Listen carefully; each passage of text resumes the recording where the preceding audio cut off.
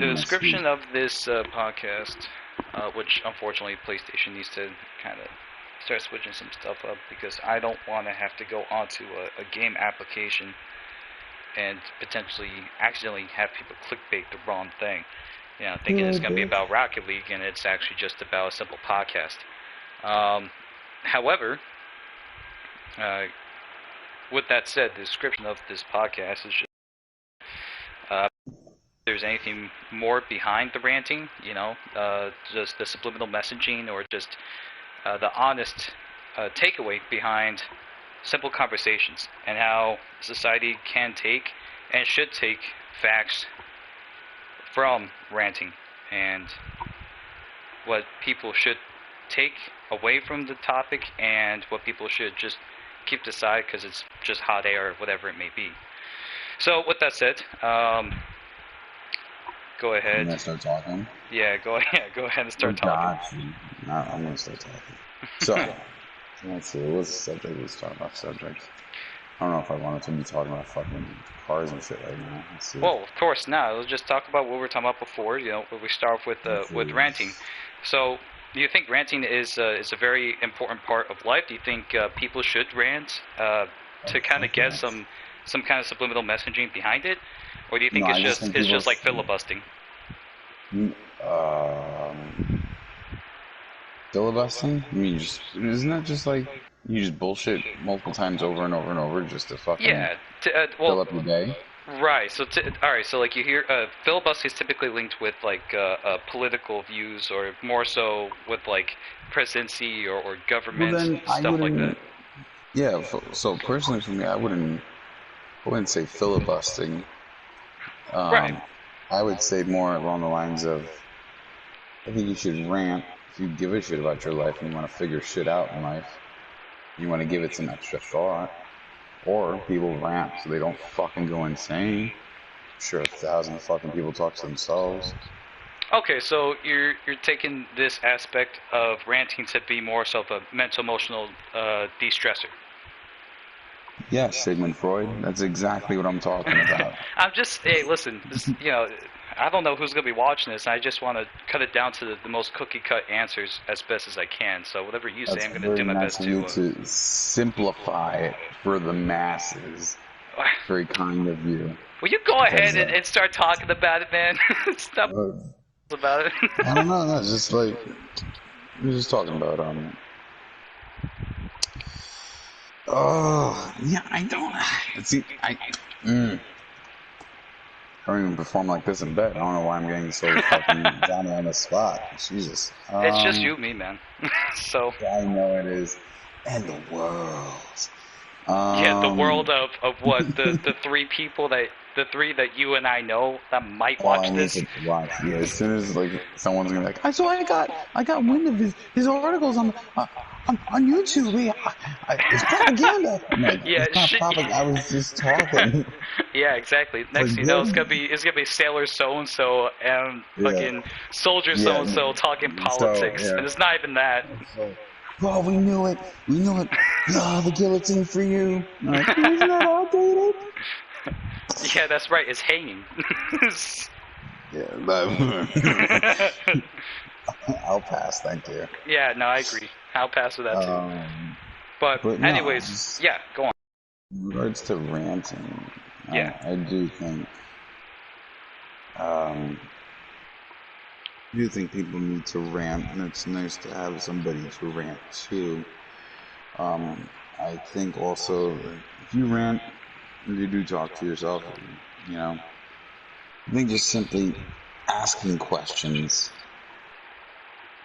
better than just mulling over and not doing anything about it. You're asking questions because you give a shit and you want to try and get to the bottom of it. And then also, like I was saying before, like, it's interesting when you live in an area of diversity and you deal with different cultures, you know, and different ethnicities, because automatically it's usually a different upbringing, right? Like I've met people from out of the country and they've had a completely different view on life because they've also had a different experience from life. And I'm not a religious person, but if I was, I would say that I've been blessed in my life to come across certain individuals that I've been able to hold a conversation with who believed in things that I don't necessarily agree or believe in. Having somebody who believed in polygamy, Right. right? Whereas I'm monogamous. I don't get mad about it. I just tell them I don't, and I try to understand why do you do it that way. Right. What are your benefits? You know, The perspective behind um, it.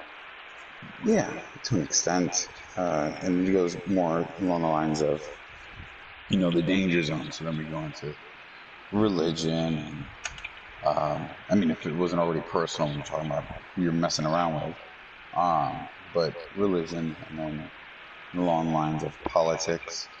Well, And honestly, the sensitive subject of today's world is gender identity. You know? right. Um, there's a lot of topics I definitely want to talk about. I unfortunately don't have a pen and paper, but there was like definitely like four questions I You had mean you're based not off of those. organized? They're all like, what? You mean you're not organized? Yeah, I What? know, right? I thought you were a professional. Anyways, I'm gonna. Uh, I got a pen and paper. Do you want me to write these things down? yeah, sure. I mean, if you Yeah, like, that's all right. but That's my job. It's my job. what's it called? So, um, yeah, it was just four or five like sub questions to what you were talking about. Like one of them was the danger zone of topic, right? Danger zone Dangers. of the topic of potential talking about politics, gender, or more specifically gender identification, and Mm-hmm. like religion, right? Now, obviously, I understand what you're talking about, but again, just for anyone who will be or may ever decide to watch this podcast, um, why would it be considered the what we call the danger zone, what most people call the danger zone? Well, I call it the danger zone because I like Burt Reynolds, but um, it's a danger zone in my perspective because essentially why this conversation is brought up is it's conversations and conversations. If people can't handle or deliberate in a conversation properly or articulate themselves in any manner, um, then usually these conversations usually end badly. Right. Either somebody doesn't want to talk to you anymore, which is best case scenario, right? Hmm. Or you might get yourself caught up in a tussle of sorts. So, Uh, what's up? I apologize. I don't mean to interrupt you. No, But go to on. kind of give more of a perspective on my end of what you're talking about, um, Hmm. yeah, I mean, given what you're talking about, I definitely understand what you're saying, and this goes based off of the perspective of some other people, just like you were saying, about how like the perspective of our lifestyle, right, of where we came from. We are definitely blessed. However, there's some other people out there that may not have been as blessed as we were Yeah. with the way that we grew up, which of course we all identify with what is called adversity. And Yes. I think that's something that's definitely should be touched upon, and that people should really understand that being open-minded is not necessarily not just a bad thing, but it's not ignorant or stupid to be open-minded. I think that's a big problem as not just a community, but as a society that we have an issue with. A lot of I it's don't just know. really Go just on. like Go on. having to make that point and sticking with it, and it can't. It's like the end all be all when So, that's not really the case. There's different shades of gray for the most part. yeah, it's not black and white. There's no such thing as a good person and bad person. You're a mix of all that. I've not come across Buddha or Jesus in my time. Um, no one's innocent. But here's the thing. I know you might have just said this backwards. Um, but you said ignorance related to being open-minded. I think you mean the opposite is when somebody sticks to their gun so hard that they are not open-minded, which would mean ignorance. That's what you mean. And it's a good thing to be open-minded. you know? Um, am I right or wrong on that? I mean, I definitely would take some merit in that. However, what I'm trying to say is that some people growing up don't really understand. They're not given the same tools as you and I would be. So they don't actually know if they're sticking so close to the ground or so close to the cards, not putting everything on the table and explaining and expressing what they're feeling and how they're feeling because they don't actually understand themselves why it is they say or do the things that they say or do. So So it's ignorant. essentially, um, mm, ignorance is bliss.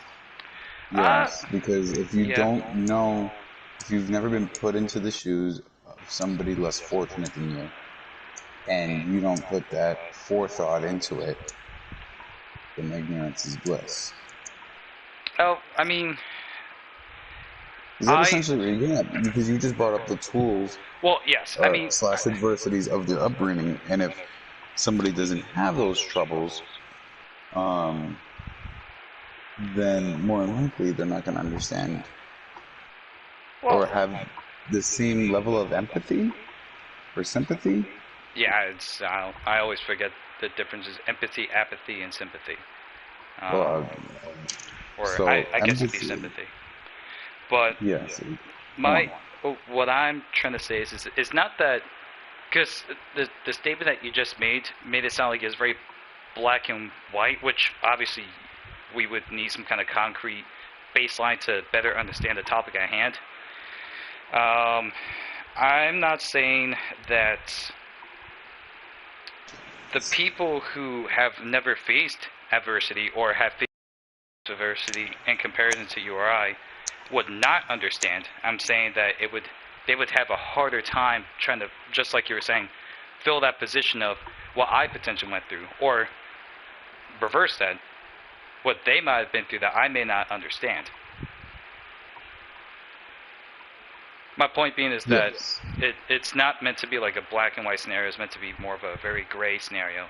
There's no right or No. wrong. It's just the perspective of Yes. people. Yes. I mean, you're right. I wasn't trying to deviate from that. No, no, no. It's To just conversing. answer what you were saying before when you said when it comes to apathy, I haven't heard that in a long time. In apathy, um, well, first of all, sympathy is when you understand what somebody's going through because of similar problems that you've gone through. There's a similarity. Sympathy, similarity, right? Right. Empathy is when John Wick loses his dog and he murders everybody. I've never had my dog and murdered everybody, but I can hear where you're coming from. You know, Right. that's empathy. And then was it apathy? Was it?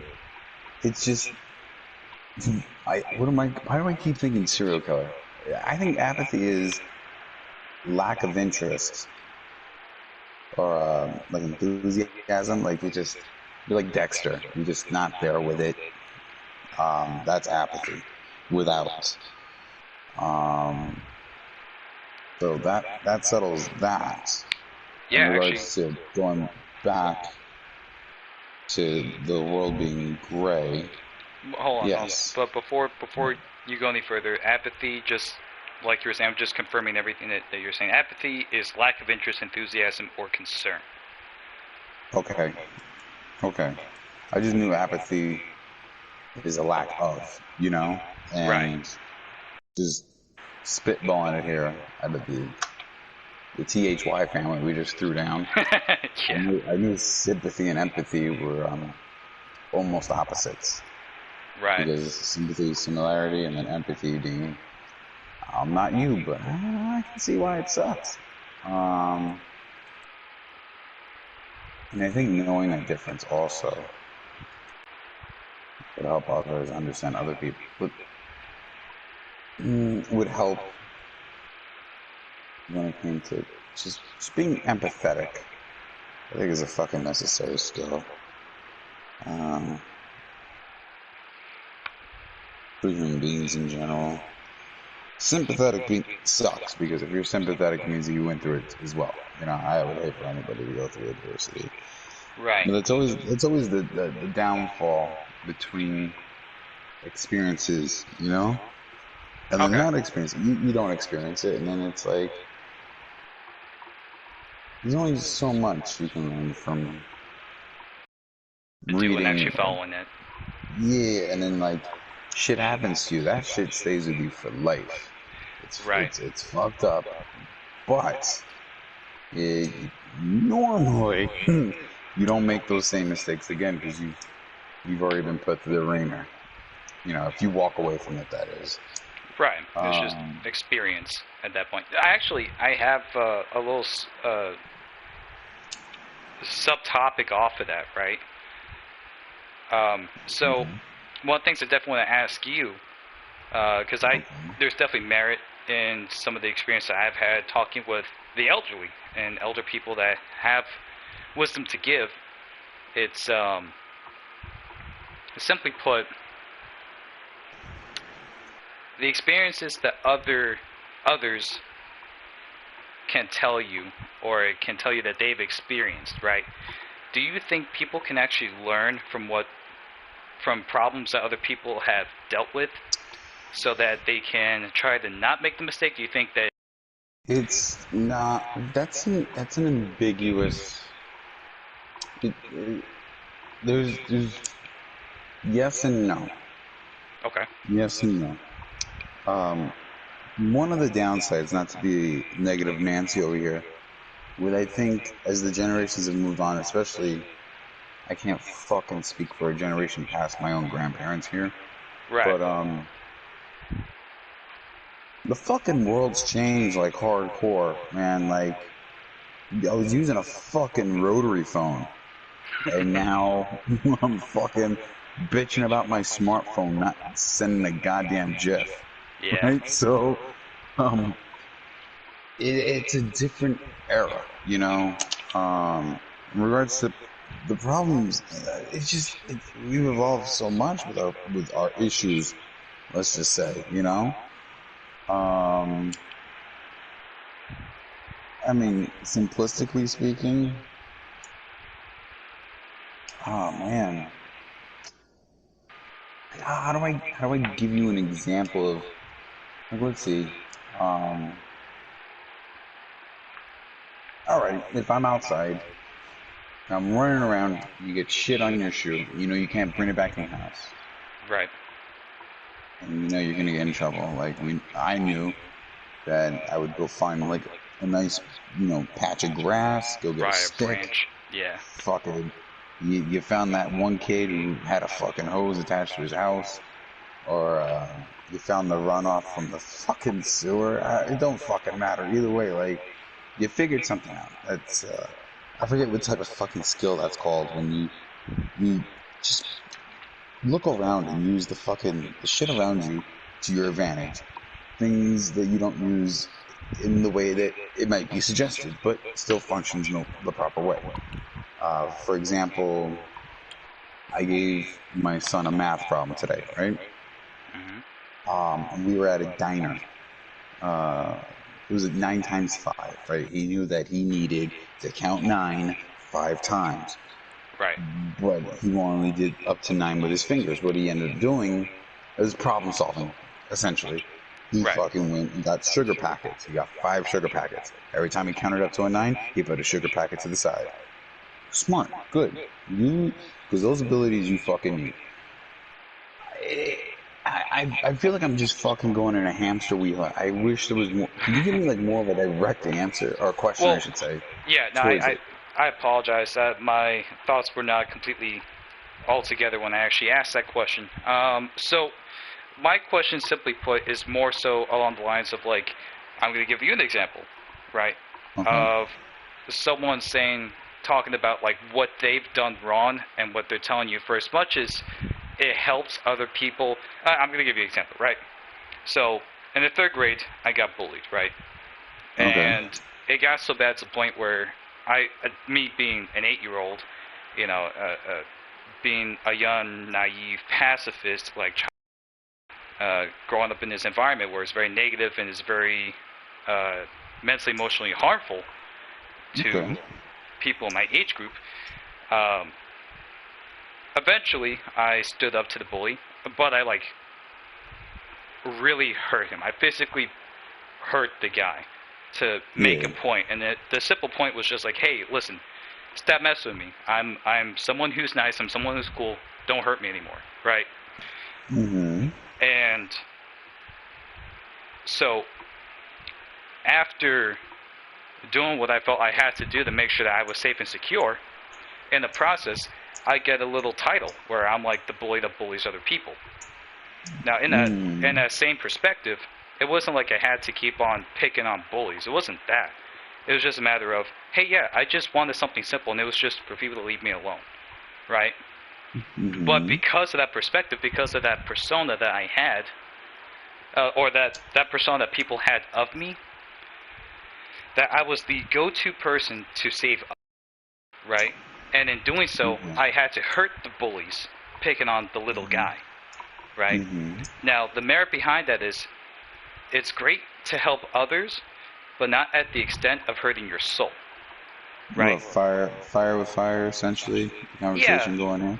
right, So, exactly. And so, like, me being more of the wisdom aspect, at least I think the wisdom that I would give to anyone who has been bullied is to obviously go to the teacher and do whatever it is that you have to do to make sure that you're safe and secure. Just yeah. don't do it at the cost of your soul, right? Don't do it at the cost of hurting Mhm. yourself mentally, emotionally speaking, and going down that dark path. I, And that example alone is, do you think people would be able to take away what I'm talking about and be able to successfully do what it is they feel they have to do without having to make the same mistake I did? that's the, um, it's a very, for me personally, I feel like that is very small chance that somebody can take your words and learn from it. Okay. I Mm-hmm. can give you some quick, several examples of my own life in this respect, is that I've been in that situation and I've done the crazy person tactics Right. and established myself, and it worked out well, right? But Right. then there was also fights later on that I was able to, have a mental intelligence, where I found out that if I handled myself in a certain way, you can be like assertive, Right. but you can actually talk your way out of a certain situation. Right. If you can, it's really trial and error of the demographics of your area or the environment that you're in. You know, Right. um, some places you just get so aggressive that it's the way you have to match it, because if you're not that, then you You just die. become a target. Yeah, Right. you just become a target immediately. Like, it's just like, oh, that's the kid that's got my lunch money. It's Tuesday. I gotta go get them. You know what I mean? Right. It's Um, a way of life. it's really like, essentially, when it comes to bullies, yes, you're supposed to go get an adult. Yes, you're not supposed to, beat the shit out of them. But like, Well, at the my same time, you gotta, there has, it sucks is that there really is, you have to have, I keep saying emotional intelligence. There's gotta be something, people call it common sense. It's emotional intelligence in some areas, but like, you gotta read the room. You gotta well, know the environment that you're in, you know? right. Um, I try to have think some self-preservation. I think one of the things I'm actually trying to say here, right? Because we're Yeah. getting more specific towards bullying. I'm not trying to be specific towards bullying. That was just an example. What I'm trying to simply say is like Okay. on the wisdom aspect, right? Because someone else can look at me and tell me that I'm full of shit, and tell me I Okay. have no idea what the hell it is I'm talking about, and I'm You have more no idea what inclined you're to talking talk about. about that. I'm more inclined to talk about the topic and try to get more knowledge of why it is this person believes me to be incorrect, you know, Mm-hmm. and try to understand from their perspective what they would do better, right? My question is simply put, from other people, from elder people, the elderly, in this example, or not example, but in the topic at hand, do you think Mm-hmm. other people can learn from others' mistakes so they don't make it themselves? Just hearing about it, not experiencing it themselves. Um,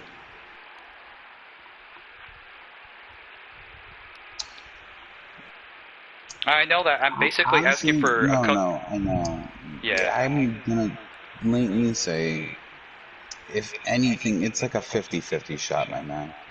Like, I, it's like being told the stove is hot. Some people I've seen never touch the stove, and then a majority of people I see touch the fucking stove. You know, Right. it's like being told, "Hey, write down your shopping list before you go in there. Otherwise, you might just buy things or forget something." Everything. Or Yeah. don't eat eat before you go in there. This way, you're not buying all the junk food. Right. It's really preference, trial by error. Um, So, some people are just they're quick with it, you know. right. So what I'm kind of so the response I'm kind of getting here, I'm not trying to nudge it in any way, but from the responses I'm getting from you, it's more so of a no. Most people have to actually deal with that kind of experience themselves in order to know where to go. Negative. It depends on the again. It depends on the experience. I'm indifferent to the matter because I can see it going both ways. I've seen it go both ways. I'm also a product of that. There's things I will Right. never fucking do. I won't do heroin. I'm sorry. I'm not gonna fucking do it. Right. No, Um, of course not. but at the same time, there's things where like, Josh, don't touch the stove. I touch the fucking stove. So you know, that shit is that's what that's like. You know, that's what I'm saying. Like I'm 50-50 on it because there's just some stuff that no matter how much it's told to you, some people just end up doing it, and then there's um, some shit that just rings a bell and you just don't. so kind of going based off of this topic, and this has been my experience, right? And Mm-hmm. talking with, and this isn't, it's not just some elderly people. We're also talking about like pastors, people who are supposed to be knowledgeable in life in general, and have a deep understanding of what to do in unique situations like the one I brought up back in third grade, right? Where Okay. you'll tell them, hey, look, this is the issue I'm having. I want to deal with it like this because it's the quickest way to alleviate the issue. However, it's not the best way, or I feel it's not the best way of alleviating the issue. Uh, what do you think I should do? And I've also, like I said, within that same topic, I've gotten the answer of, well, no, do the quickest thing you have to do to make sure you end the fight as fast as possible. And it could potentially be like, hey, yeah, no, just knock him out unconscious, and then when he's coming out from being unconscious, then talk to him or her, whatever it is, right? And so to go based off of this topic, uh, there have been numerous occasions, not a whole lot of occasions, but numerous enough for me to realize that some people who grow up don't actually grow up in their own mental, emotional, wisdom-like perspective. It's just the way of the life. The way that their environment, the way they had to grow up, that's what they had to do. So that's what they know to be correct. But just because they know it to be correct doesn't mean that it is the absolute best way to go about it. There's a difference between okay, saying correct is a difficult thing for me personally to say because that coincides with morals, and not everybody has the same morals. Right. Um, Right. Obviously, when I say so correct, I mean from my morals, my moral perspective, my moral compass. yes, I understand from your perspective. Now again, when you're saying environment, essentially you're just make it sound there is a difference when you can relax in your environment compared to again like we were saying before living in an aggressive environment constantly, and if that doesn't coincide with your morals, right? Hmm. um then you're basically surviving every day. You're not living, you know. Right, you're surviving. So exactly. So So one of the things I definitely want to take away from this podcast, because obviously you and I both have these very gray answers, or it's typically a very gray topic. I'm trying to get cookie cut answers out of you, and yeah. again, it's not to push you in what which direction it is I'm looking for. I just Hmm. want to see. I want other people who watch this to understand the perspective of other people and how they view situations and topics and See, how they believe it should go and the way that society deems it to be correct. of course, but to always welcome a conversation, not, an aggressive talk down. The Right. conversation should be open, it should be deliberated, facts brought up, and just spoken about. And I'm with you, and for me, cookie cut, I'm giving you the best cookie cut answers I could ever give you on any subject.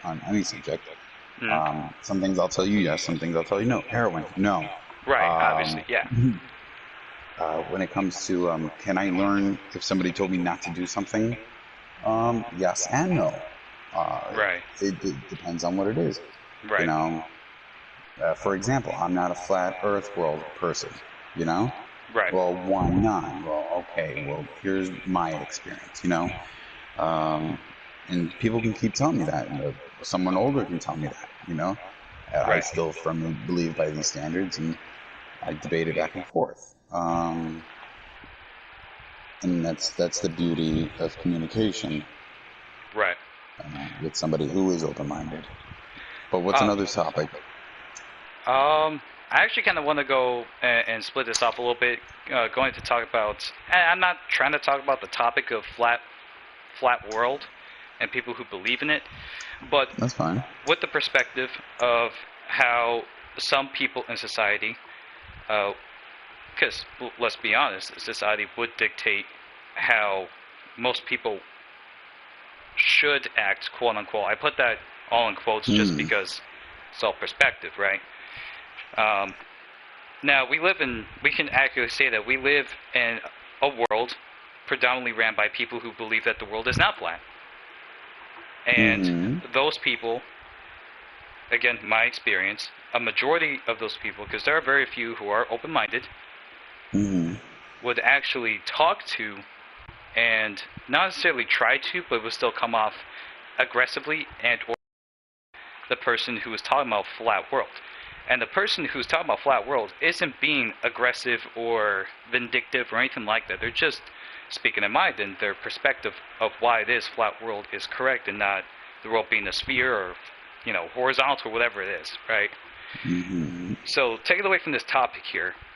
I want to know how you would deal with a situation where you see a heated argument coming about and what you think you would Is it do. just me in the argument with the other individual? No, it's two people in this argument and you see it's getting heated. You want to de-escalate the situation. Okay. I'm going over. Who says I want to de-escalate it? Maybe I want to watch. No.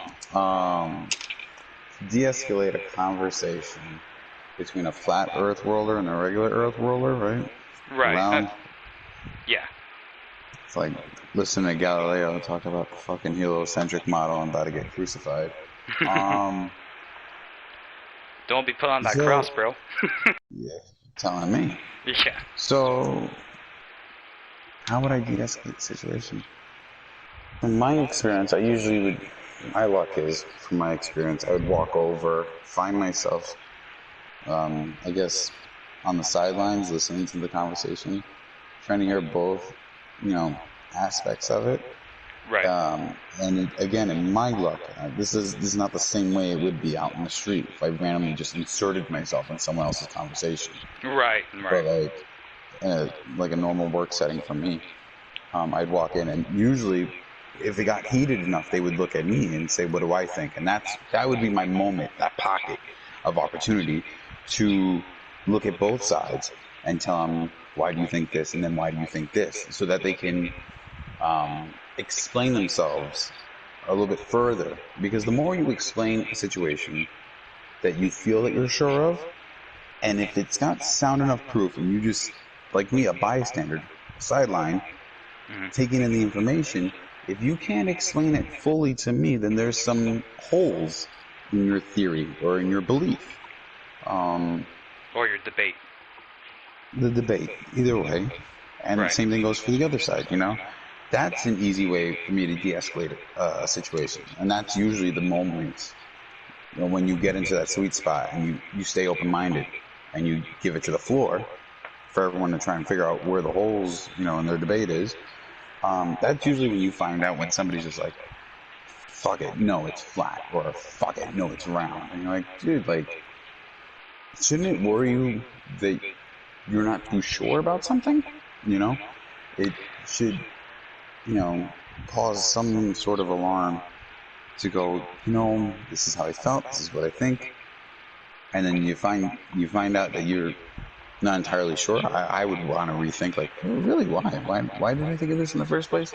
For the hell, you just go back and go, holy shit, no, that's just what I was told my entire life, and now I fucking with it.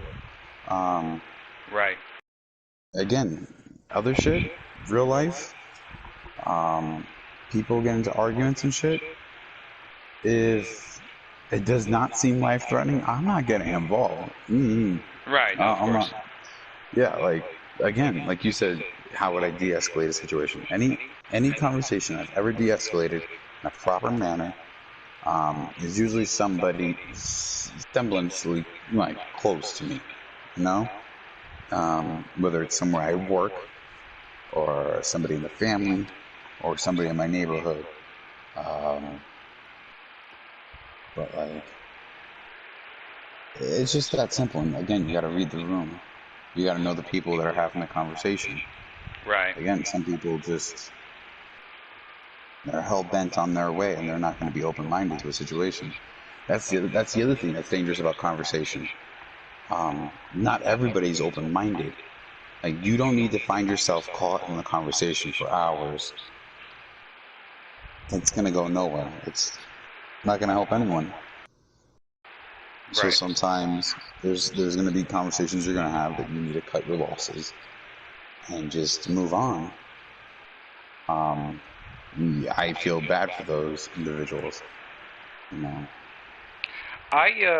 So I'm gonna play more so of devil's advocate on this one. I'm gonna say that I would not feel bad for them, because going back to what we were talking about before, sometimes people don't necessarily or won't necessarily take certain kinds of wisdom, or what other people may consider wisdom, and work with that. So I would personally say that that person who is not looking at stuff in the perspective way, or the perspective way of life, um, I wouldn't feel bad for them, simply put, because they have not experienced that way of life, and they just have to, in order to fully comprehend or understand that situation, right, or that topic of information. I So hear you. I'm gonna throw myself And out there. I've been putting all the no, pressure on you.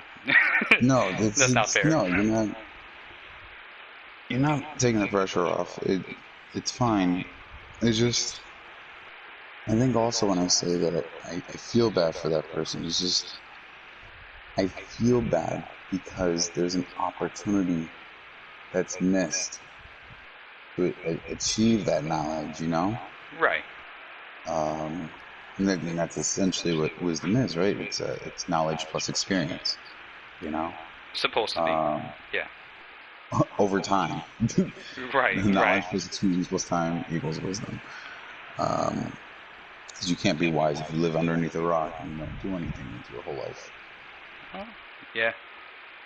I get it. That's my perspective on, as far as wisdom goes. I mean, I could be a racist bigot living in a hut somewhere, or my homemade log cabin in Alaska or something, Right. and not care about anything about the world, which actually sounds really peaceful. Um, but if I come back into society after 20 or 30 years and I'm trying to figure out the 16 genders that are now fucking established, Right. um, I'd be screwed, because I would have only one way of thinking, especially if I wasn't open-minded to The idea. another. Yeah. Right. Or the way of life. Here's a question I have for you, and this is typically a blanketed statement. I'm gonna add to it again, just based off my own experience, right? And Mm-hmm. the quote is, "Ignorance is bliss," right? Yeah, we went Now, over that. Yeah. right, and so I personally add to that quote, and I say, ignorance is bliss until you wake up and smell the coffee. Right? And I say that because, sure, ignorance can be bliss, but typically when you talk to someone who may be abrasive, which a majority of the people that, not even just you, me, but most too, can be pretty, not aggressive, but like I said, abrasive, or brutally honest. And I don't know about you, but like if I'm ignorant about something and I'm trying to get more information about the topic at hand, and I get yelled at, because I'm being ignorant, it's, well, obviously it's the truth. I'm being ignorant, and it's not exactly blissful when someone's informing me that I'm being ignorant. It's very distasteful sometimes. But Um, at the same time, it's the truth. It's a fact. If someone's being ignorant, you're not really, it's not blissful to be enlightened. It's just enlightenment in its purest form. yes, I hear you. When I meant ignorance is bliss, honestly, that quote really applies along the lines of ignorance is bliss if in private. All right. So again, this goes back to living in some hut in Alaska all by your lonesome, you know, Right. um, because you're not doing any harm to anyone except yourself. Right. But you're happy and you don't realize that damage that you've already done to yourself, because you're trying to be as Disconnected content from as society. possible. Right. Yeah. Um, ignorance. Ignorance. Oh, ignorance. So, um, with the quote, ignorance is bliss, and just like you were saying, within private or privacy, right? Mm-hmm. Um, Now, I haven't done any research on the quote itself, so I don't know how old it is. But given the fact that I've been hearing it since I was a kid, I'm going to assume that it's been out there a lot longer, like probably beyond our grandparents, right? And Possibly. so, with that said, given with just like we were talking about before, how society is always changing and adapting to what's, again, was perceived to be correct and was perceived to be incorrect, would you say that that quote is potentially outdated to fit something like society? And if so, Negative, because personally, I still think it's for example, working in the field with many mentally handicapped and disabled, there's certain problems that they've gone through in their life that have put them there. You know what I mean? right, Some at birth, some later on. But their problems on the surface appear to be minuscule like us, right, Um, their issues would be more like, I didn't get to go out today to go do an outing of some sorts, right? Or, I don't know how to best explain it, but to us it would seem minimal, but right. um, For them, it's a lot more. yeah, but like they don't have to worry about the individuals that I Rent. can only speak. Yeah, exactly. A Yeah. mortgage. Right. Count the I lawn. don't know. Your significant other has now switched to the other team and now fucking taking everything away from you. That's some crazy shit. Right. Um, so like they don't have those. That's the thing that always kills me is that I want to use it. I want to use ignorance as bliss towards them because they're not dealing with the political world that's ever changing, Right. But at the same time, with me saying that makes me seem, in essence, a dick or pretentious in some way because who's to say that because of that's their biggest problem, has that not on the same level of pain as, let's say, somebody else who just had their car broken, them having any extra money to buy a car to get around, for their job. Right. I think problems is like pain. It's relative to the individual. Right. If you asked me 10 years ago, you know, does jamming your finger in a door hurt? I'd be like, yeah, it's the worst thing ever, right? Right. And then if you go, what's it like to have 3 concussions? I'm like, it's the worst thing ever. So it just, again, not to throttle back here, but like it goes with what you've experienced, um, what you've learned experience-wise, Okay. and I don't. I just ran off the topic here, but ignorance is bliss. I still feel like it would. I think that quote would apply, but I feel like another quote would have to come like right after it, like you just said, like until you smell the coffee, you know. Right. Um, Yeah, because like again, like I was saying, a lot of quotes like that are very blanketed because it's supposed to be like words of wisdom, right? It's supposed to be yeah, some kind of a guidance of understanding, so people have perspective and understand that maybe this isn't the best way, maybe this isn't the best course to go about a topic or to deal with a situation. And again, just like you were saying, depending on the person, maybe it is. Maybe it is the only option, that they see that's going to fit and work appropriately. hmm Um, but again, my experience has been, like I was saying, it's great to be ignorant because it can be blissful in privacy, yes, but let's be honest, nothing ever in this life being life in general as a whole, is ever really private. You have people putting out their not phones, now, taking not videos. now. Right, Yeah, exactly. And so that's why I'm gearing it towards the societal aspect of life, well, because that's why. what used to Yeah, go be on. considered private is not private anymore because of technology and the way people have changed life. There's been an overcompensation when it comes to technology. Um, there's too much of it. Um, like my kids, they go out, but they don't go out the same way I did when I was younger. Right. You know, demographically speaking, I'm in a different area than I grew up in. But at the same time, they're in an era where I don't know, kids are fucking bred inside a house. Um, What do you mean by that? and like being bred inside a house. You mean I more mean, purely? besides COVID, just like I don't see any. I can't speak for you, but I can't remember the last time I've seen like fucking 16 kids out in the street, playing tag, chasing somebody else down with a shit stick, or like, bicycle riding, trying to smash each other's skulls out, you Right. know? Um, I'm not seeing any of that, I'm not seeing that interaction nowadays, you Right. know? Yeah, that's And the interaction I see more now is, fucking, I just remember being yelled at to come back inside after the sun goes down. I remember being yeah. yelled at before and I would always get pissed off. Is it like I would sometimes come inside for a drink of water? I can only come inside if it was for a fucking drink of water.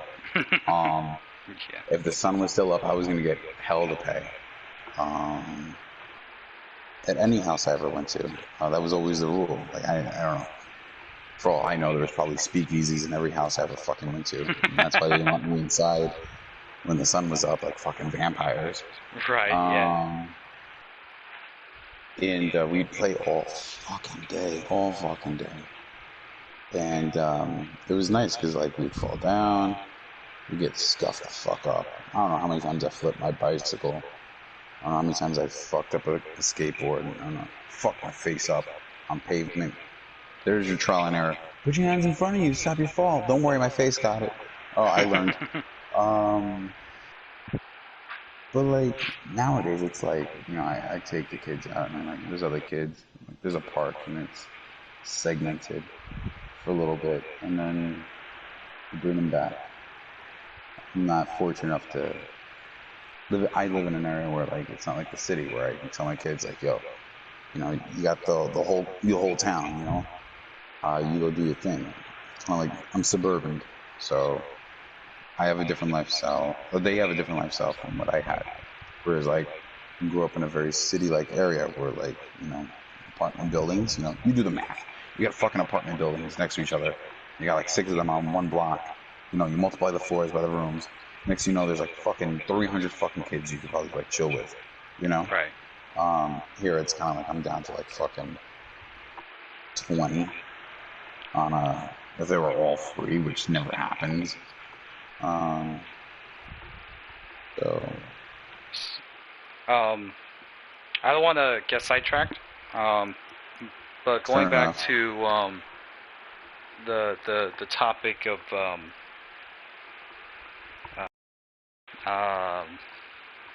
trying to regain my thoughts here because we we wound up Then going so we were much off talking about topic. wisdom, ignorance is bliss. Well, it's because you asked me that question about Yeah. why I thought kids were bred inside.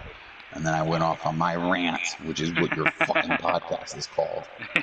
Yeah, just this episode. But yeah, so uh, going back to the topic of the whole wisdom aspect and trying to teach other people what to do, what not to do, and hoping that they would not get themselves in trouble or put themselves in a extreme scenario where it's hard for them to get out of.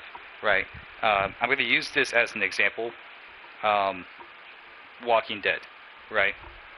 You remember the Whatever. season with the Terminus, right? Where Rick and all Um, them. I'll yeah, what about it? give you the whole synopsis or the whole story behind it, right? Uh, so prison just gets annihilated. The whole group is disbanded, essentially, all around the forest, and they're all making their way towards the sign saying, sanctuary for others. Go to the center of Terminus, and they Yeah, I all remember that. It was a right. fucking lie. Right, and they all get together, and it turned out that it wasn't any kind of sanctuary. Long story short, it gets disbanded and all that, so on and so forth. And Rick is one of the people that, throws dirt in the sign, says not sanctuary, and puts in like no sanctuary. Right? Now, Yeah.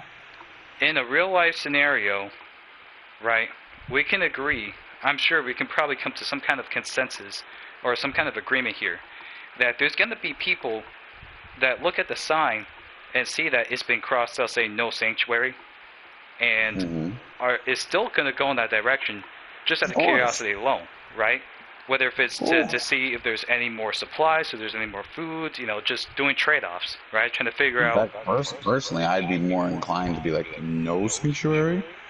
This seems like a place that has it. If you left it with sanctuary, I'd be like, these motherfuckers ain't helping me. I'm like, there's some shit up with this. Right. But my question behind going back to that topic of wisdom, right? Trying to help other people not necessarily make the same mistake that Rick did, right? How Mm-hmm. would you be able to uh, uh, how would you be able to not just explain but to not coerce, that's not the word I'm looking for, but to oh, Inform, not just inform but to educate. nope, not agitate, because you don't want to do that either. You want them to alleviate their curiosity so they don't get eaten alive by cannibals.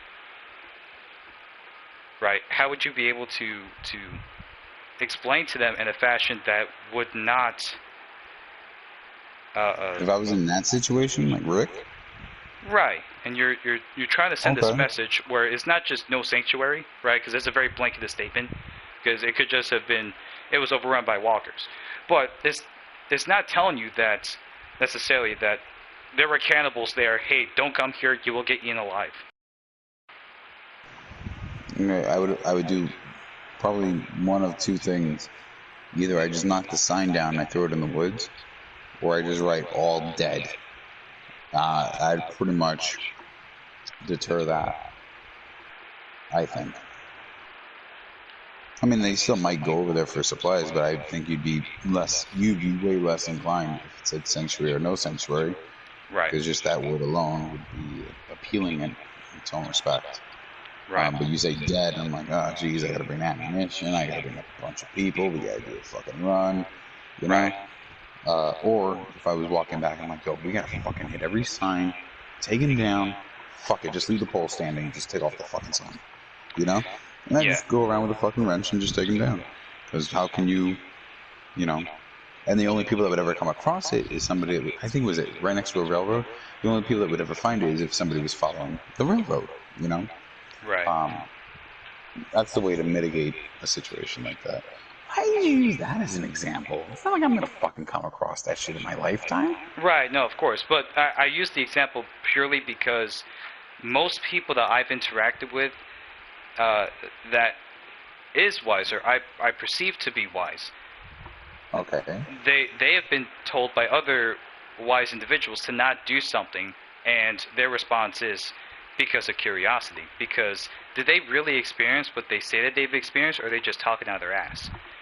And so I believe that there's merit behind that, because how do you actually know if someone is actually wise? You're supposed to typically the dry cut rule, right, is you spend time with that person and you get to know them to see if they're actually true to what they're saying, right? So you at least have some kind of baseline of knowing, okay, this person is BSing me, or the opposite. This person is actually a solid person, and I have not been able to catch this person in a lie at all. So they're probably being honest, right? Mm-hmm. So a lot of, again, a lot of what I have spoken with other people has something to do with that whole curiosity. Because, like I was saying, a sign is a sign. Even if it does say all dead, that curiosity is still there. There's at least someone going to be going and thinking about, you know what? If it's all dead people, we can at least still make something out of it. And so that's my whole point behind. That's my aspect of the conversation. That's what I'm thinking about it, right? Because there's always that aspect of curiosity that potentially can overthrow the judgment of the whole entire group. And so, again, goes right back into, well, how can you accurately uh, the word isn't proper, but I'm going to use it anyways, deactivate curiosity. You're you know trying to curb curiosity. right, of someone Hmm. else,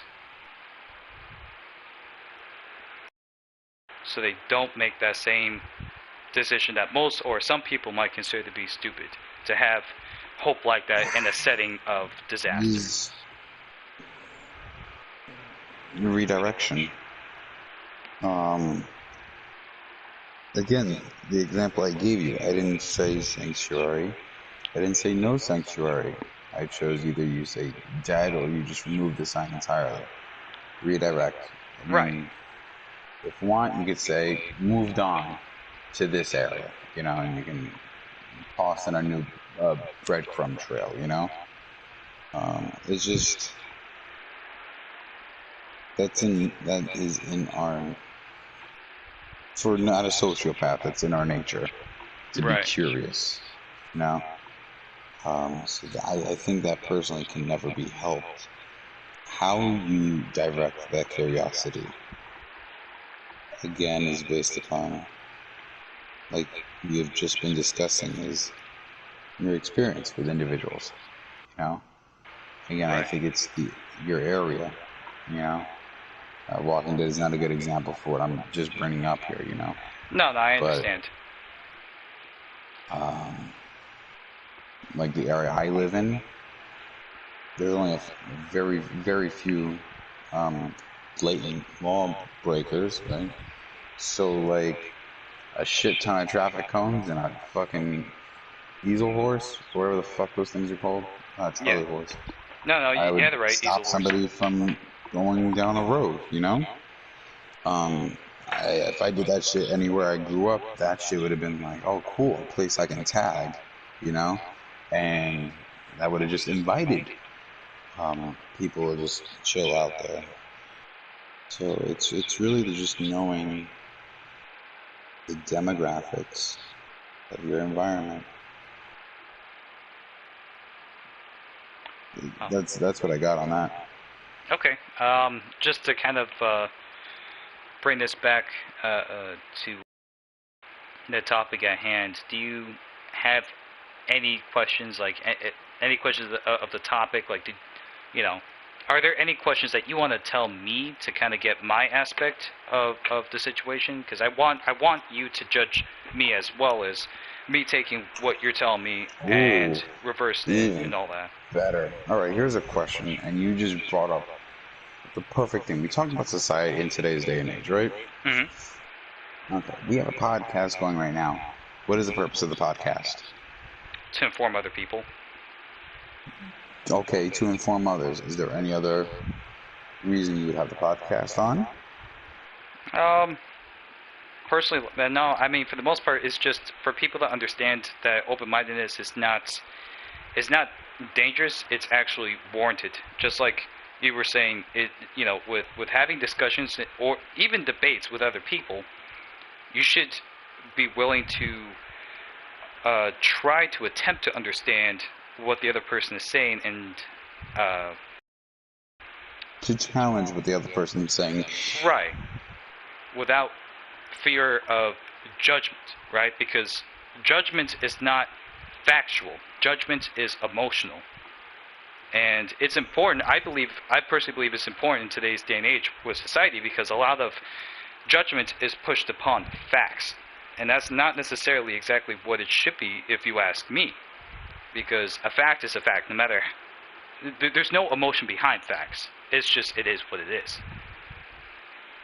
Okay, so with that being said, the purpose of this is to keep an open topic of discussion on an intellectual standpoint to make everyone aware that being open-minded is not instrumental. In fact, it's encouraged, right? And Right. that we need it more in the society, right? Right. Okay, And all more, right. more so with, I think it's detrimental if people are not open-minded. Open-minded, yes, without a doubt. Now, here's my question. Um, because of technology, we're on a podcast right now. You just stated what this is for, right? Right. Now, how often do you see somebody doing something with social media to validate themselves, and do you think that's right? Ooh, that's a good one. Um, well, So going I back only to, brought it up because the word usage used for me, which was I would like you to ask me something so you could see my. I'm like, okay, that's called for me in my mind validation. And I went, all I thought about was everybody posting stuff like their faces and TikToks and shit like that. So, right. what's your view of it? So I asked Do you you think it to. helps? So, all right. That's, So there's a couple topics that I definitely want to answer for you. Um, one of so them here's being a direct question. okay. Do you, okay.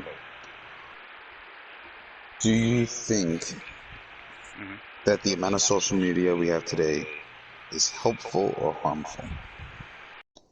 Um, so the questions that you asked me is very similar to the questions I was asking you. It's a lot of gray area. Not like mine. Mine was very much more so grayer than what you're asking me. But I'm gonna go with the key points of why it is I believe it to be gray. Um, Going back to your original question about validation, right? A lot of people need validation, and the reason for it is because it's to figure out if what they're doing is correct or incorrect, so they don't come off ignorant, right? Or to be properly informed. That's what a lot of people, at least people that I've encountered, and even for myself for that matter, will ask other people, "Hey, did I do this scenario correctly? Like, what do you think?" Right? I always try to get outside information, the bird's eye view of what I could have done better or what to take away. That's uh, first and foremost for me. The Now, as far as people with validation, a lot of times it's to fill a void of not feeling important. I honestly, and I mean this with the most the most respect possible, but I'm offended. we're no, this isn't towards you. This is towards anyone and everyone that may watch It's okay, this. I'm offended. Keep going. It doesn't matter the fuck it is that we do in this life, because eventually we're all gonna fucking die. And now, like, I'm not trying to, you know, make this really dark and you know and timid and all that, but I'm just being honest. Like Right. in a fucking what, a million years, let's say, right? I'm gonna throw a random number. A million years, right? The planet's gonna die. Before the planet even dies, we're gonna be dead as a race before any of that happens, right? And I'm sure there are plenty of people out there that's talking about like, well, look at all A all the way through Z of what the human race is going to do to not be extinct. But in all fairness, if and when I die, if and when you die, if and when most people die, including the people of history die, Mm. it won't matter because we're so fixated on what's right and what's wrong, and the aspect of history isn't really taken apart, right? Like the quote. I love to use this quote. History is doomed to repeat itself. Stuff like that happens all the time. We have had so many aspects of human life, human history, where it's just been this ongoing scenario or this ongoing issue or situation that we've alleviated and has come back. And a lot of it has to do with, like, you and I both kind of agree on social media, or not necessarily social media, but society, so sociable standards. And at the same Mm-hmm. time, just the aspect of learning. I mean, look at a lot of schooling. At one point, when I was in high school, social studies and history was not considered a mainstream class. It's not important anymore. Math is important. Science is important. Those aspects of life are considered to be more important than history itself, and I find that to be very um, distasteful. Because, like I said, if you're not going to learn from history, right? If we're not going to learn from our own mistakes as a human race, we're doomed to repeat it, and we're doomed to destroy ourselves. Because that is in our human nature, right? We're always going to fight amongst one another. We shouldn't. We should all love each other, but we don't. And that's the facts behind it. So, kind of bringing it back to the question that you had, talking about validation. I started this podcast with you not because I want validation for myself. I want other people to take away from this podcast and understand it doesn't matter about validation. What matters is the facts behind what you're doing to be correct. The facts of what will the best way possible to deal with this situation or scenario with the the best way of going about the topic or the scenario with less repercussions. Everything in life's about trade-offs. Even the great things that people can't do or have done, there's always a negative trade-off with it. Two sides to every coin. Ah, I hear So, you.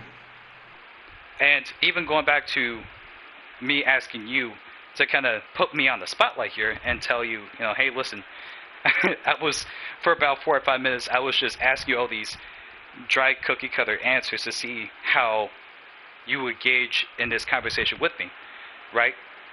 And me asking you to do the same to me so I can give you more of the answers that I think is correct or I think is right in my own perspective, my own manner, my own way.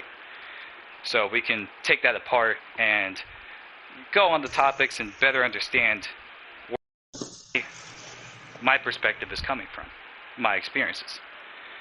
Mm. I don't need validation. I don't need people to tell me, Jason, you're right. It's nice because at least now I know that what I'm doing is by societal standards correct. But at the end of the day, I have to live myself. I have to make sure that I can go home sleeping knowing that what I did was correct.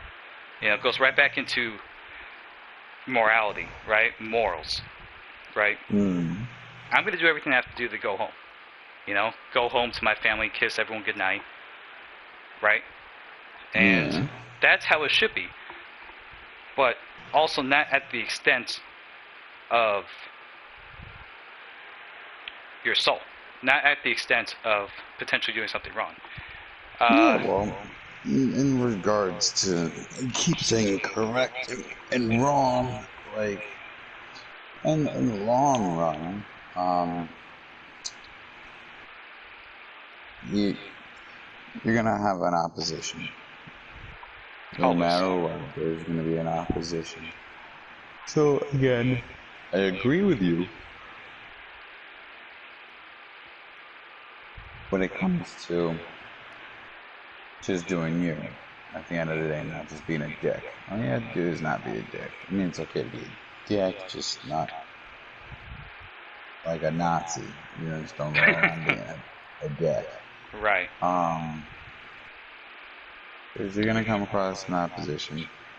Personally, I don't believe in validating myself in any way. Right. I'm more than, besides this right now, I'm usually cut off from the world. So I'm kind of alright with. Get my news feeds here and there. Somebody tells me, we found water on Mars. I go, really? Tell me more.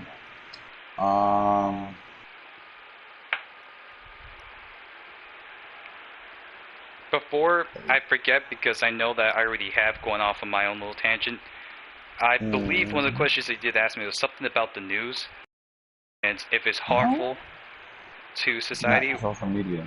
Media. Social media. Oh, not media, just social media? I mean, both. I mean, it doesn't matter. Okay. Usually what your take on social media would be is the same thing with media. Right. And certainly coincide with one another. Yeah. Denzel Washington put out a good Yep. I was just about to call him. video a while back. Yeah. Where he like basically slammed a reporter. Reporters. Because, reporter, yeah, because it's true. Like, when it comes to news, it's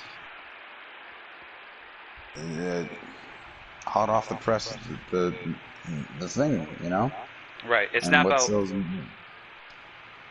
If you don't mind, I'm gonna quote what he was saying because I watched it several times because I'm pretty sure I know the specific interview you're talking about. He talks about how he was questioned by one of the reporters asking him what he thought about, and so he talks about how important the news is and what reporters do nowadays in comparison to what is actually true and what is just BS. He talks about how he says that, and I 100% agree with it, that the news isn't what it's supposed to be. News nowadays is about pushing out whatever it is they could push out for entertainment purposes. It's not necessarily true. It can be, but it's not really honest driven as more so as it is drama driven. Yeah. And that's a big problem with our society. And that even goes for social media as well. Everyone loves drama. You know, I personally cannot stand drama. I hate it. But for a lot of people, this going back to our society now, in comparison to our society now, I'm not saying I was born in the 80s, but from talking with people who were born in the 80s, back then, was not as super driven as it is now. You know, we have our government that's very, very, very much so drama driven because it's involved with social media and media in general, which is what our day-to-day civilians and military, whoever it is, the population, the general population, watch, and they have to make judgment off of, or excuse me, not judgment. Well, yes, not just judgment, but factual understanding of what they're taking off the news and try to put it in their day-to-day use, right? And that's a big problem because the whole point behind the news is supposed to be about facts. It's supposed to be about, hey, let me inform the public about what's going on in today's society so they understand what they're going to be getting into for today. Like the weather forecast, for example. The weather forecast is never correct. It's never correct, right? Tell you. Could you not bring them up? That's like. Now, like, I'm not going to say that being a meteorologist is easy. I'm not going to say that. I'm not going to tell a doctor that they're doing their job wrong. I would. However, there is some merit in talking about the issue at hand. And the issue at hand is, simply put, it's not what it's supposed to be. It's very drama driven, and drama driven is not factually driven. People they talk about their ideas and what they want to see and what their views are, right? And their own perspective into society, and a lot of the population, I'm not going to say most, and I'm not going to say a little bit, but a lot of the population go based off of what reporters will say, and more specifically, a lot of these like CNN and Fox News, like all these great great news stations that have this high grandeur of respect, and they go based off of that. And one of the things that I definitely grew up with, I'm sure conversations in the past and all that, you also probably view the same way. And it's, you never take anyone's response for face value. You have to be a reporter yourself, and sift through the drama and the BS to really figure out if what this reporter or this news station is saying is 100% facts or 80% fact, or and that's, for me at least, like I was saying before, and I'll say it again, it's a huge problem. It's a huge concern. Because, like Denzel Washington said, it's not about being truthful anymore. It's about getting to the story as fast as you can, being the first one there, and pushing out as fast as you can. It doesn't matter about who you're hurting. It's just about getting it and putting it out there as fast as you can. And that's not even just, for me, I don't view it to just be morally wrong, but for someone to report something, it is their duty to inform us of what's going on. And that's just, it's not ignorant, it's selfish, and like I said, But it sells. Yep, but it does sell. That's the issue. We live in a society where everything has to sell, and drama does sell. Drama will always sell because of how society is now. Which, I'm not gonna lie, society has always had the dramatic aspect of life. But again, going back to what I was saying, the 80s drama is going to be completely different than today's drama, right? Today's drama is very driven off of again, this is my perspective. It may not be right by other people, but from what I've noticed is, a lot of it's driven off of political labels, right? And more specifically, the 16 genders or however many genders there are, right? I'm not a she, I'm a they. I'm not a he, I'm a them. And it's that drama right there that news reporters will take and will run with that as fast and as humanly as possible to get ratings. And I'm not just talking about I'm not talking about the blanket cut of transgender people and drama. It's transgender people in the military that are talking about the aspects of life, of what they had to deal with and what they've had to endure, transitioning from male to female, or from female to male, or genderless to some kind of gender, or vice versa.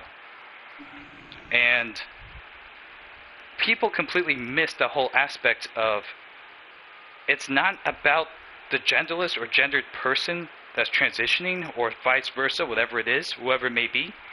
It's supposed to be about the topic at hand, about politics, right? And I'm using this as an example, just because of the miscommunication and the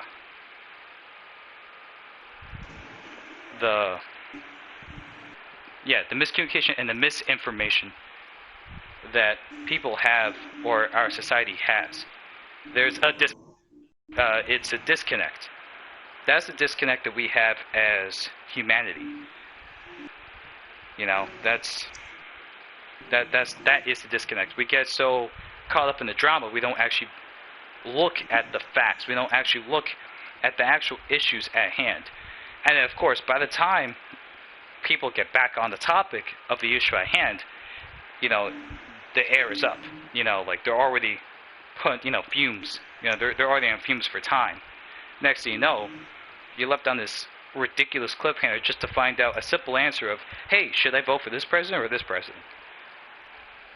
But no, you just literally had a 45-minute conversation about genders and what you consider to be right and wrong. Not you, but like, I mean, you in general, people in general. And that's where I believe a lot of the disconnect is, and it's important that we as a society understand the differences between drama driven and factually driven. I hear where you're coming from, but will that happen? To be honest with you, um, I don't know. No, lie to me. Yeah, lie to you, yes.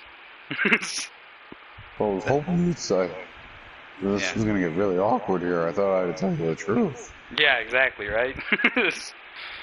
Yeah, no, I really don't know. It can go either way. I mean, again, going back to history, there have been so many cases where, we were supposed to be killed out by the bubonic plague way back in the day, right? Way, basically when humanity was going through crucibles and stuff like that, right? Remember that bitch tried getting me. Fucking killer. But we came back strong, and we were to put ourselves together as humanity should, and to push on and move through. I don't know. There can be, and going back to history, Rome wasn't built in a day, but Rome did fall, you know. So I don't know, to be honest with you. I don't know if this is something that it'll make or break us. I can't say. I really don't know. I don't have an answer for that. It can go either way.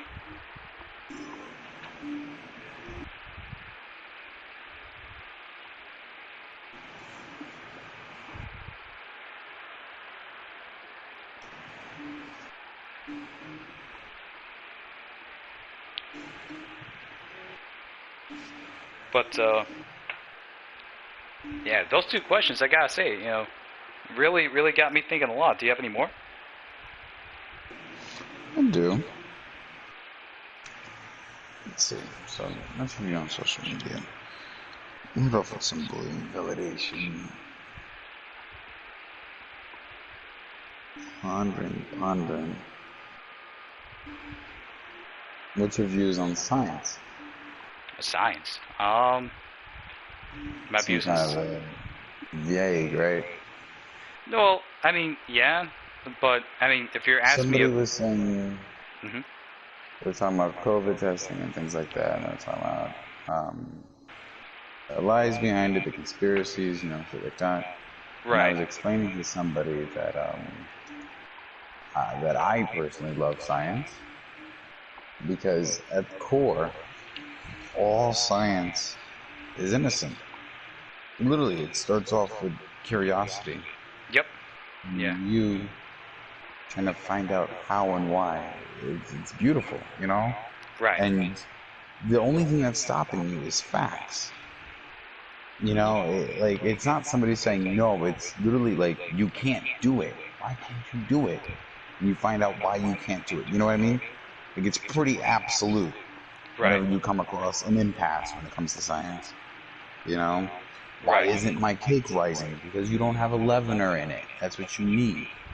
right. Without it, you'll have a flat cake. Easy, easy. But I was saying that at the core, like, science is innocent.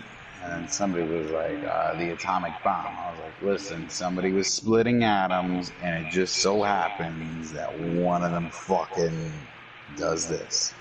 And, a lot of intentions weren't always just harmful to begin with.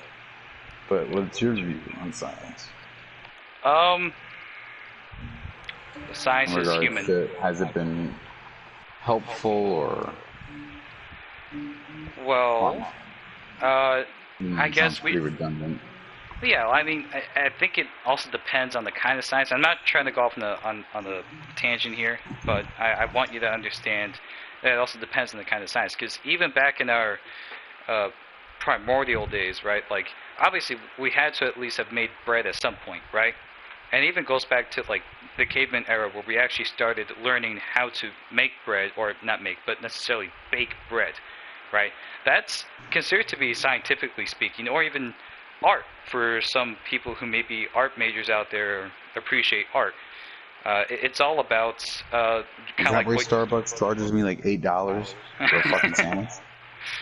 Maybe. Nah, well, I'm fucking with it. it's like Nike. You could get the same kind of shoe that Nike typically offers that's super comfortable and all that for a cheaper price, as you just typically pay for branding. But that's besides the point here. My point simply being is that I think it really has to do with just, like you were saying, like trial and error. But at the same time, science is, like you said, it's meant. I think it was intended originally as a way of being curious and to seeing what works and what doesn't work. Um, but with that said, it also that same small innocence can also be monopolized and or uh, altered in any way, shape, or form to being something negative, like you're saying, or like media was saying, or social media, whatever, whichever one it was, with nuclear bombs or nuclear fission and so on and so forth. I'm not a physicist, but there is No? something negative about making nuclear weapons, right? Or I don't say making it, but as more so it is as a deterrent against someone else to get something else out of it, right? Um, but there's a lot of great things that came out of radiation, like chemotherapy. So there's I don't know. My views on science is kind of similar to what you were saying. It was meant to be innocent, but in the different kinds of hands, I'm not gonna say wrong or right because that's all perspective. But in certain hands can be detrimental or life preserving and life saving.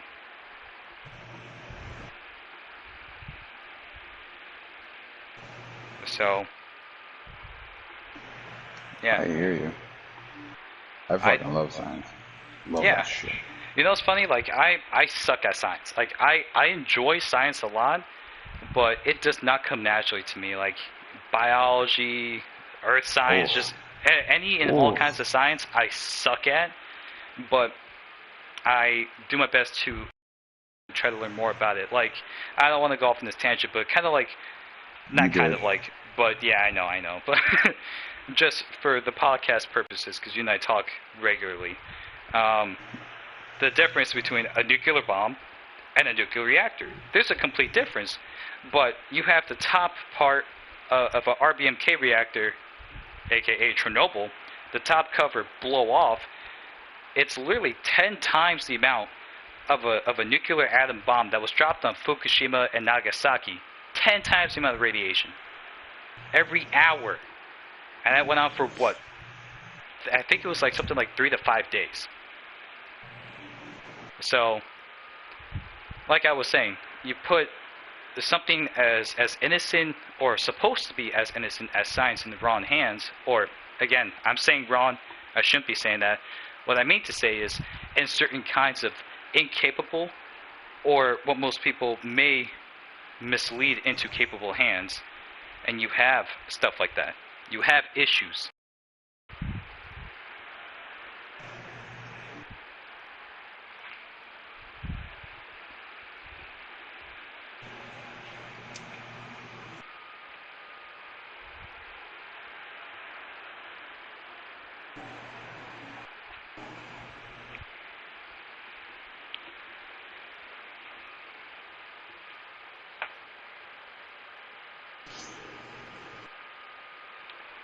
I find it very interesting with humanity in general as a whole because humanity is meant to be beautiful, right? Here we Who are, said? we're these mammals that Who said it's originally. supposed to be beautiful? I say that. I say that. I think we're supposed to be like this beautiful thing, right? We're if we're going based off the scientific aspect of biology, we came from apes, right? We evolved from ape into humans, right? And we were originally nomads, and then we learned to farm land, and then hunt, and then gather, and then become and all that, right? Just the ingenuity of humanity, I think, is a beautiful thing. Uh, as much The innovation? right. Thank you. The innovation. Also, on the other foot, if we if we really want to talk about how innovative we are and how beautiful we should be, or how beautiful I think we are, at the same time, we're also one of the worst creatures of the world. We destroy the earth to add in nuclear power plants and coal mines and all that, And which, your condo. right, exactly, that basically God, dude, all these fucking trees in the way. Get those toucans out of my face. that basically destroys the earth, quite literally. Um, and now, I'm not saying that there's no humans out there that are looking to recycle or looking to change the way that we live so that we can uh, protect or preserve the earth the best way we can with our wants. Because let's be honest, everything like the social media, the electronics, all that's not a necessity. It's a want. There are other ways we could communicate, right? It's been going on for centuries. You go back to Egypt. What you see scriptures on walls. You see, scribes on stone tablets. That was one aspect. That was literally the aspect way for us as a race to not just communicate, but to log our history.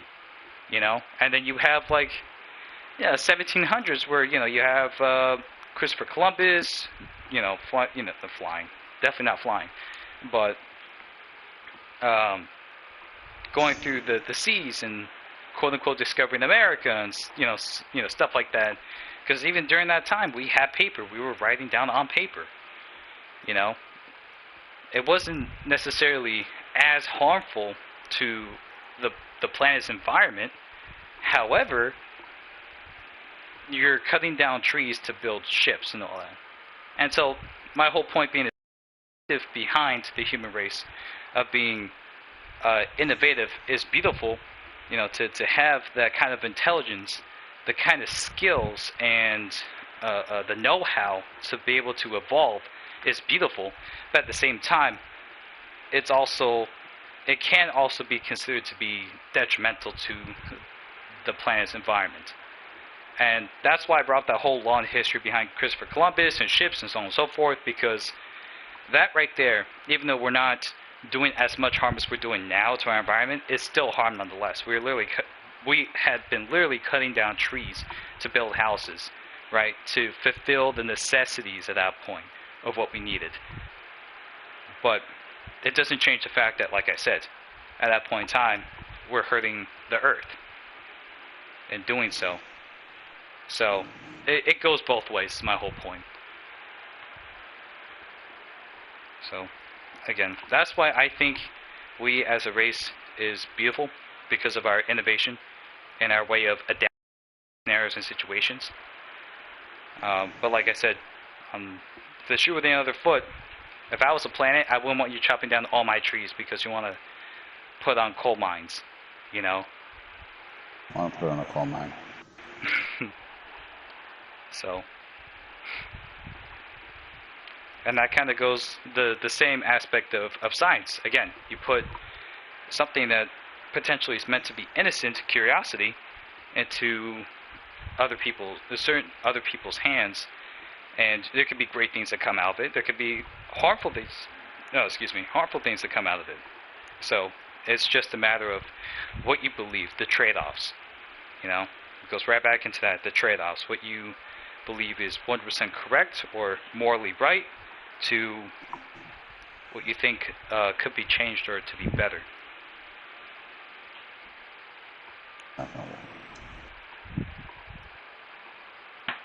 You know what I did like? Is like, what's the ethnicity of Christopher Columbus?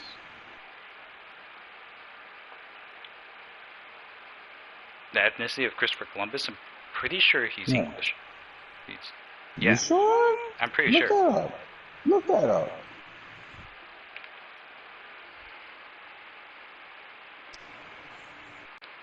I know that they had Nina Pinta Santa Maria. I believe one ship was French, or yeah, I think two was French and one was actually a Spaniard ship. What is the ethnicity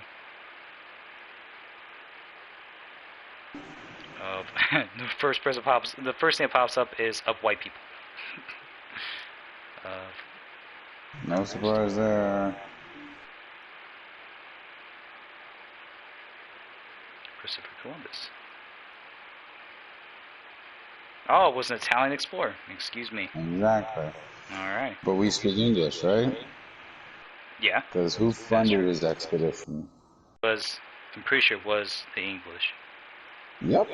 Yeah. That makes What is sense. the English? Now, how crazy would it have been if the Italians funded their own guy with their own ships and sent him on his way, and he found us? Well, Wouldn't it more than likely we'd be speaking a little bit of Italian? maybe, but also like I Really? said, what? I don't know what were you saying. Or actually, no, I'm actually looking this up as well because again, given the fact that I was incorrect about Christopher Columbus, I want to make sure that. Wah, wah. Yeah, exactly. Now that I was incorrect about Christopher Columbus, I want to make sure that what I'm about to say is correct and not incorrect historically. The ships, because it wasn't just the funding behind building the ships, but also I'm pretty sure one of the ships was a Spaniard ship, and one of them. It is. Okay, but I'm pretty sure also one of them or two of them were also French. You sure? I think so. But again, that's why like I'm not gonna say that's true, but I think I remember hearing that in history class. What ships?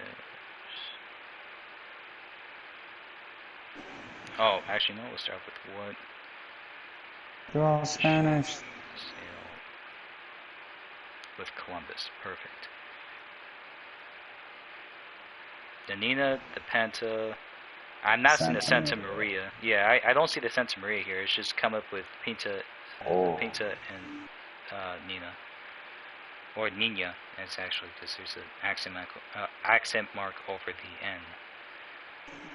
The Nina, the Pinta, and the Santa Maria. Oh. 3 vessels. La Santa Carla, Nina, La Penta. Okay. Christopher Columbus, August 3rd, 1492. Yes. There, I was wrong 1492, Christopher Columbus set sail across the ocean blue. Right. Okay.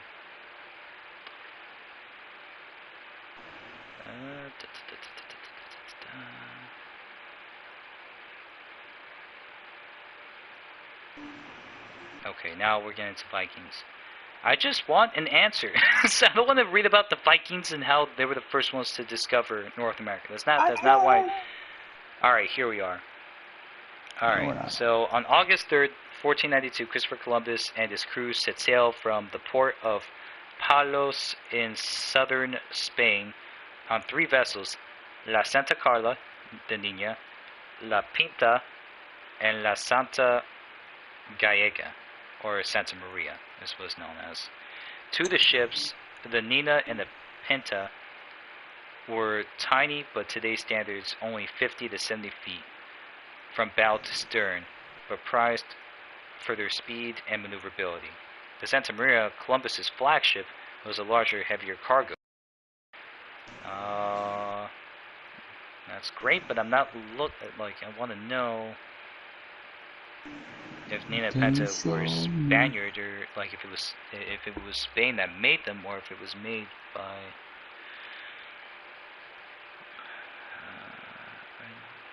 Spanish. Cologne with 3. Okay.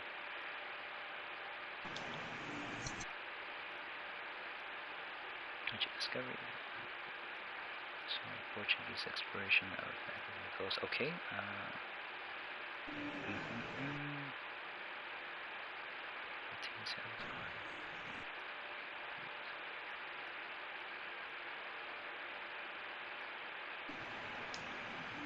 Well, looks like I'm going to have to do this individually then. Alright. What you can do, you can go to the library and go get that projector thing with the newspaper clippings and just put that through and just read them and then get back to me. I wonder if that's still a thing anymore.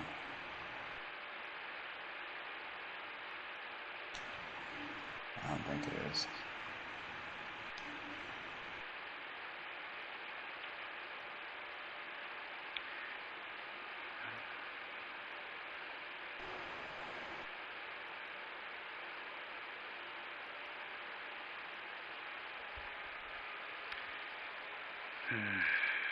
I keep getting the same thing.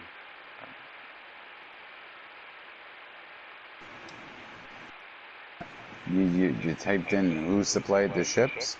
Yup, and it keeps giving me the same response, which is Christopher Columbus set sail August 3rd, 1492. So let's try Nina. Ship was made by who?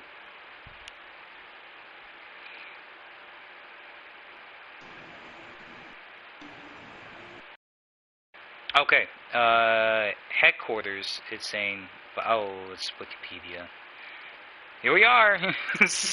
Well, Wikipedia, you can't quite exactly take what Wikipedia has to say for factual integrity. You know, so I have to find multiple sources to make sure it's actually correct. Because Wikipedia right now is saying that the headquarters was Paris, France. Oh no, that's Nina. I hate the internet, bro. That's Nina Ricky Band. Oh my Like god. Ricky Martin? Like, huh? Like Ricky Martin? No, not Ricky Martin. Nina Ricky. I don't know. Maybe it is. I know it. That's a fashion house founded by Maria Nina Ricky, son Robert, in Paris in 1932. Spanish beauty and fashion group Pew since 1998. Yeah, but that's still not that's still not what I was looking for. I understand how I got Nina Ricky from when I literally type in Nina. Oh, shop. Why would it come up shop? I literally typed in ship. Okay, the Juan Nino. Nina, like Pinta and Santa Maria, was a smaller trade ship built to sail the Mediterranean Sea, not the open ocean. Okay. History, Spain. Before 1492. Okay, the nickname Nina. So, apparently, it says the owner, Juan Nino, which is Spaniard, originally supposed to be a vessel that was meant to be like a small trading ship to sail Mediterranean seas, not open oceans. And the nickname of those ships is called the. So it's the Pinta, the Nina, like the Pinta and Santa Maria, was a small trading ship. So the Nina is specifically Spaniard, from what I'm kind of gathering here. Let's try the Santa Maria.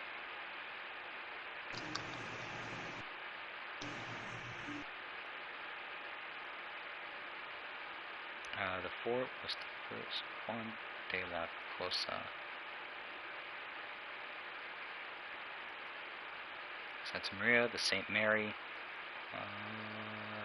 Yeah, owner Juan de la Cosa. That's also Spaniard. Okay, so Santa Maria was also Spaniard. Let's try the Pinta.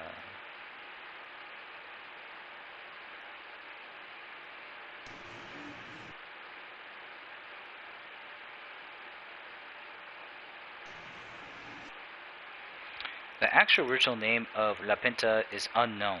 The origin of the ship is disputed, but is believed to have been built in Spain in the year 1441.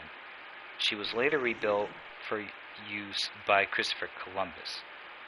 So this is, again, also going based off of Wikipedia. All these are Wikipedia answers.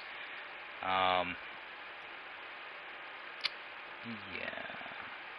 Like I hate using the history.com for a couple of reasons. One of them being is because every time I want to read something, it's always extra information. I don't have to sift through all the fine comb facts to just get to the one fact I'm looking for, and it can be kind of agitating. Or let me not say agitating, but more so frustrating. And also, sometimes the History Channel, from what I've been told in the past, and from what I remember Lies. people showing me, yeah, or telling me, is not that it's necessarily a lie, but it can be inaccurate. I mean, it also goes to show you that sometimes we, as humans, we are always afraid of potentially being incorrect, so we always have to not even just fact check, but also to fact shame other people and to basically bully people into, yeah, exactly, into basically saying that I'm right, so there's only my way or no way.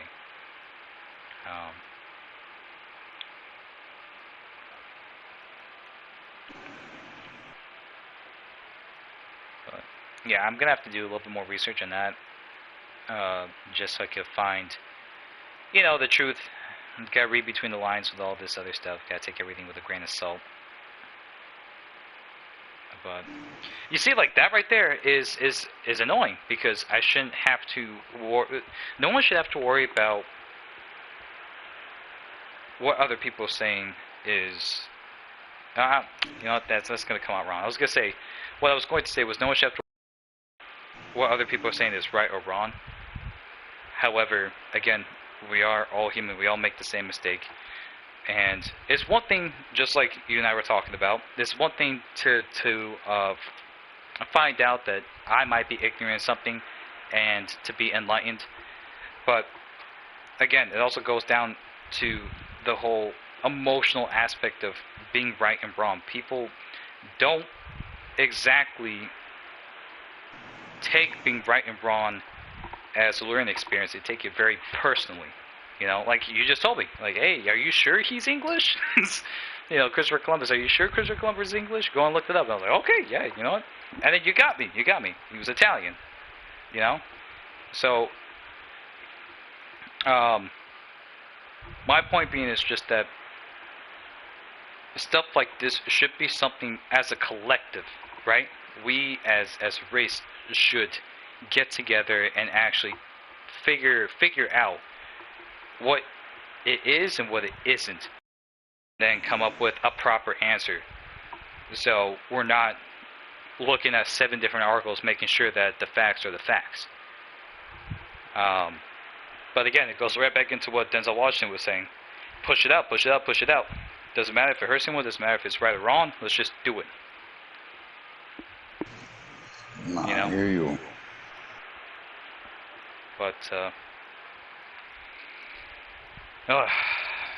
I wonder, because, I don't know about you, Josh, but, especially come around, the presidential elections, it can be pretty stressful, because, No way. yeah, it could be pretty stressful, because you're trying to figure out who's the best candidate that you think is right for becoming president, and, yeah, there are some people out there that's like, well, you could just be like a football fan and just watch every debate that the presidents will have with one another in every state, and then you're able to find out from there on what's a lie and what isn't. But at the same time, like you and I already talked about, a majority of those debates is like drama and filibustering. I don't have to sit there for 2 to 3 hours listening to all the BS, and then have to try to make sense of something that's just not non-sequential.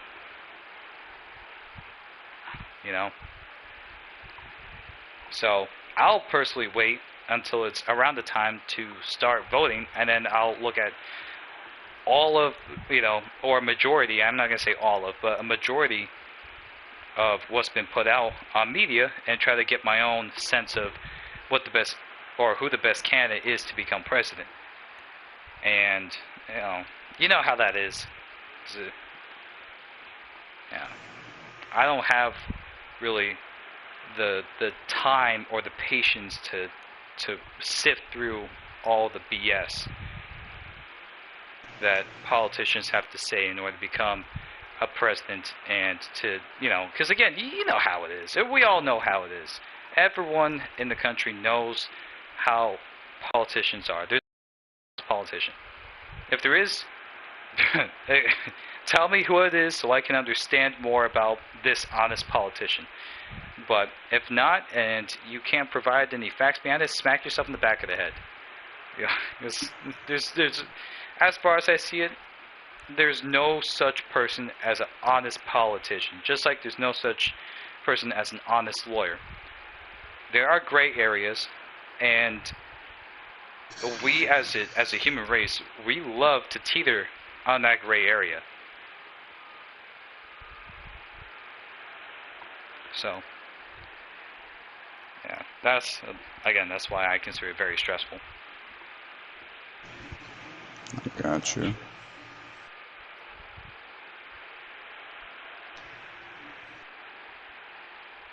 And of course, just in case someone is ever to watch this, I'm slapping myself in the back of the head right now, not remembering that Christopher Columbus was Italian and not English. So. Oh man, it was a good time. Everyone out there that's thinking, I'm being a hypocrite, I am not. I'm making sure that I'm being myself up and making sure that I maintain my knowledge of history, because, like I said, I do believe history is very important and it needs to be taught, and obviously sometimes it needs to be retaught. Because, I don't know about you, Josh, but you remember when I was younger, you remember how much into history I was in comparison I am now.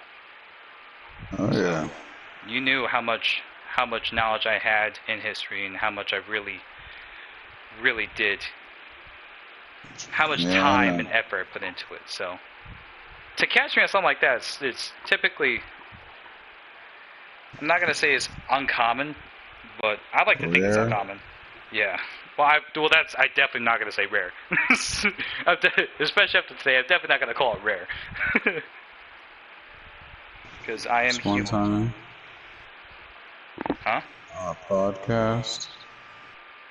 Yeah, right now our podcast is going on close to 2 hours, around 1 hour and 52. So I know you're probably really tired and all that. We can call it off. You sure? I have no idea. I'm just assuming because I know your time over there. About your history classes and stuff like that. And all I can think about is the dare dog. Don't do drugs, kids. But what's it called? I'll contemplate everything about fucking life. I don't need to be fucking high for that shit. Yeah. It'd be nice to hear some other perspectives. However, y'all just can't get that from what we want. But it's always good just talking. Yeah. What is it called?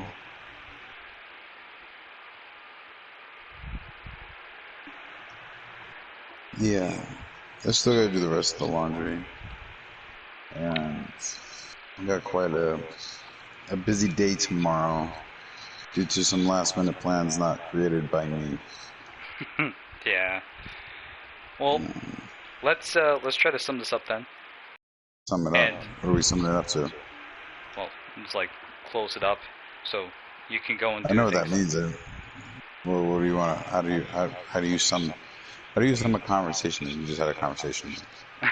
Well, debrief, right? What we can take away about what we just talked about. You can take away your food, your lunch money. I can't take away your knowledge, but I can take away your money. I can take away your food. Let me show you. And I can take away your arms. But, yeah, so, I mean, again, considering that this is about ranting on and so on and so forth, and to try to get some kind of merit behind it, some knowledge and wisdom behind it, what, again, now this being the debrief of what we talked about, was there anything at all, and if so, what have you taken away from our conversation or debate, however you want to see it, and how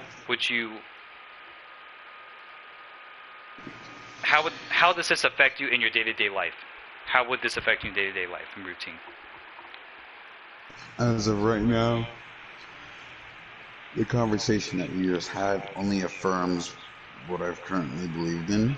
So my opinions and perspective hasn't changed. Right. It's just that I have been more, that I'm still willing to be open to situations and interpretations, Okay. which is what I value. That's fair. How about you?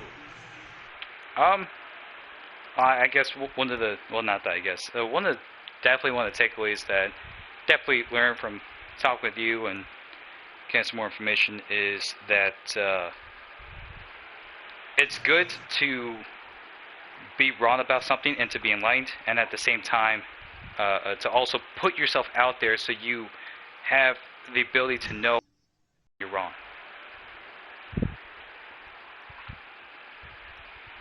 So, I mean, that's something I've always taken into perspective. Like, I want to be right and I want to be wrong for the obvious reasons of making sure that I am the best version of myself. You know, like again, because Columbus, that's a prime example. Me thinking he's English, he's not English. He was funded by England to go and do whatever it was he had to do. He's actually Italian. You know, I put myself out there. I was wrong about it, and now I learned more about it. You know, or remember more about it, and I'm going to keep bringing on more about that topic.